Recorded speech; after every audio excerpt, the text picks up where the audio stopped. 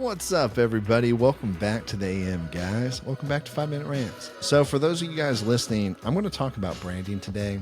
It's going to be a little more technical and more specific towards business than I generally am.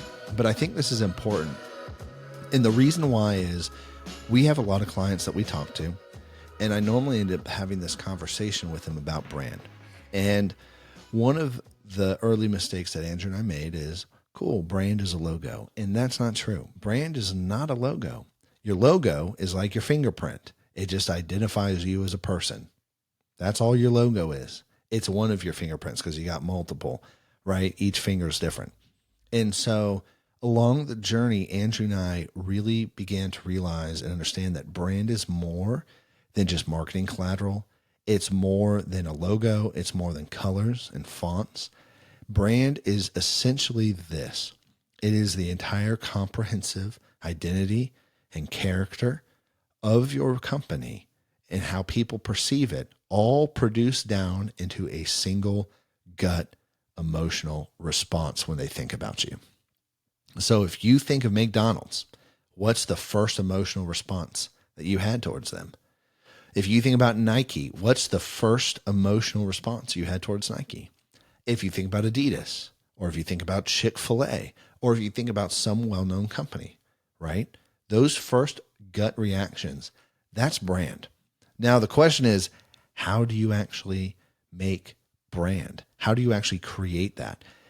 And it's interesting because it's not just a one sniper bullet, if you think of it in terms of like putting bullets down range, or here's a better analogy. Raindrops. It's not a single raindrop coming out of the clouds. You got to have hundreds of raindrops to actually water your crops and grow your crops. And that's what brand is. Okay.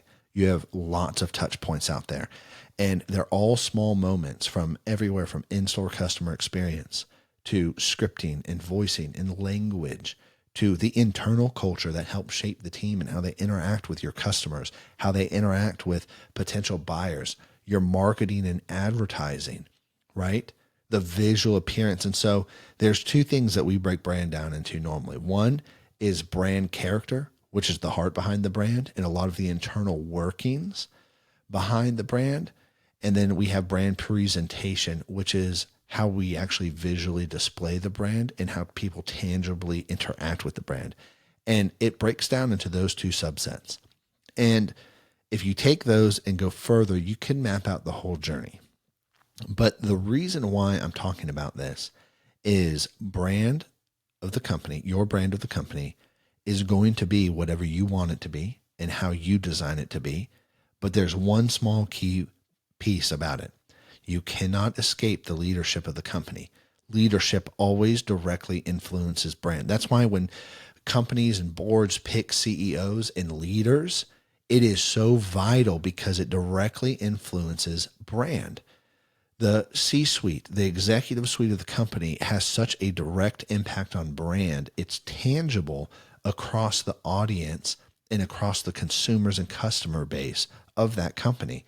And so you can't take the human perspective out of this. You can't just make it this rigid, nostalgic, not nostalgic, but you can't just take brand and make it this rigid, robotic item. It has a human component to it. And that's the reason for that is businesses are made up of people and people do business and people are at the heart of everything. That's why business exists, is because of people. And so if you try and take that away, it will break long term. You need to have that into consideration. And then you need to be okay with whatever it is going to be. And you need to be okay with what it will be and how it will be perceived. And then understanding that you're not for everybody. Nike knows they're not for everybody. Adidas knows they're not for everybody. They're trying to get as many customers as they want and as they desire, but they also know they're not for everybody. And that is also part of the journey, especially if you're starting out and growing up. You're not going to know this stuff and you're not going to know who you are. When you're beginning a company, unless you have a lot of experience in it, you're not going to know who you are and you're going to have to figure it out. It's like growing up from being an adolescent all the way through middle school and high school and then an adult, and then you're still not quite sure who you are. And then you go through a maturation process and go, oh, this is who I am as a person. And it takes a lot of thought. And even then, It's not guaranteed you'll figure out who you are. You actually have to be purposeful and intentional about this. Anyways, guys, that's it. I'll catch you later. Peace.